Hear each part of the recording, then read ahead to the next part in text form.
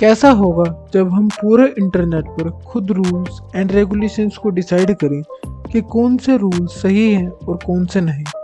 कैसा होगा वो टाइम जब आपकी डेटा की सिक्योरिटी की प्रायोरिटी सबसे ज़्यादा होगी। कैसा लगा आपको ये इमेजिनरी वर्ल्ड? इसी को रियलिटी में कन्वर्ट करने जा रहा है वेब 3.0। अब आप ये सोच रहे होंगे कि वेब 3.0 आखिर है क्या। It's make the revolution in internet world. So let's begin with the today's title Web 3.0। Web 3.0 जानने से पहले थोड़ी वेब की हिस्ट्री जानते हैं कि वेब होता क्या है। वेब 1987 में लॉन्च हुआ, जिसका पहला वर्जन वेब 1.0।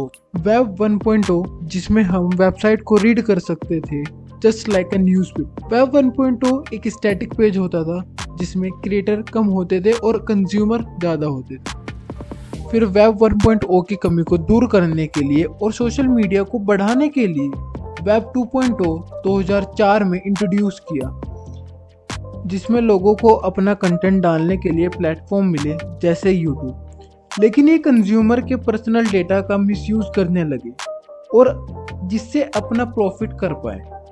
हाल ही में एप्पल ने iOS 14.5 वर्जन लॉन्च किया, जिसमें यूजर खुद डिसाइड कर सकता है कि कौन सी ऐप आपका डाटा एक्सेस कर सकती है, कौन सी नहीं। सिर्फ इतने से फीचर से फेसबुक, जिसे मेटा कहा जाता है, उन्होंने एस्टीमेट किया इस फीचर से उनको $10 मिलियन का नुकसान होगा। तो आप ये सोचिए कि अगर ऐसे फीचर सभी प्लेटफॉर्म पर हो तो हमारा डेटा कितना सिक्योर होगा।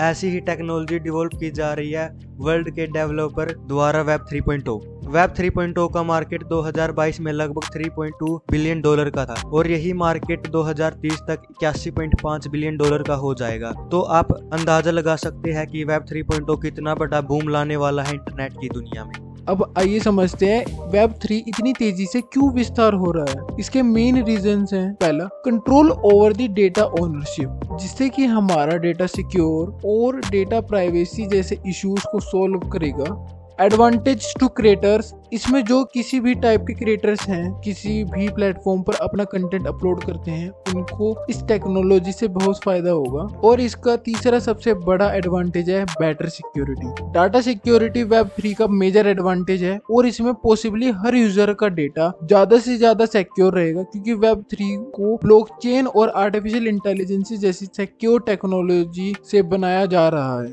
अब आप सोच रहे होंगे कि वेब 3.0 के इतने सारे एडवांटेज है तो हम इसको इम्प्लीमेंट क्यों नहीं कर रहे। तो हर चीज का एक पॉजिटिव साइड होती है और एक नेगेटिव साइड होती है। वेब 3.0 के केस में जो उसकी एडवांटेज है वही उसकी मेन कमियां भी है, जैसे डिसेंट्रलाइज करने से डेटा को मैनेज करना बहुत मुश्किल हो जाएगा, जिसमें हमें बहुत सारे प्रॉब्लम्स को फेस करना होगा, क्योंकि इतना सारा डेटा को एक्सेस करने के लिए हमें नॉर्मल स्पेसिफिकेशन सिस्टम से ऊपर के सिस्टम चाहिए होंगे, जो कि बाय करना और मेंटेन रखना दोनों ही बड़े कॉस्टली होंगे।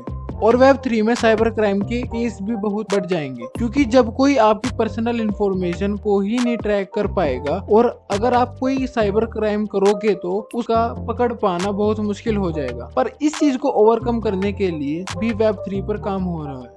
तो ये थे वेब 3.0 के कुछ प्रोज एंड कॉन्स। अगर आपको ऐसी और न्यू टेक्नोलॉजी पे वीडियो चाहिए तो प्लीज़ हमें कमेंट सेक्शन में ज़रूर बताइए।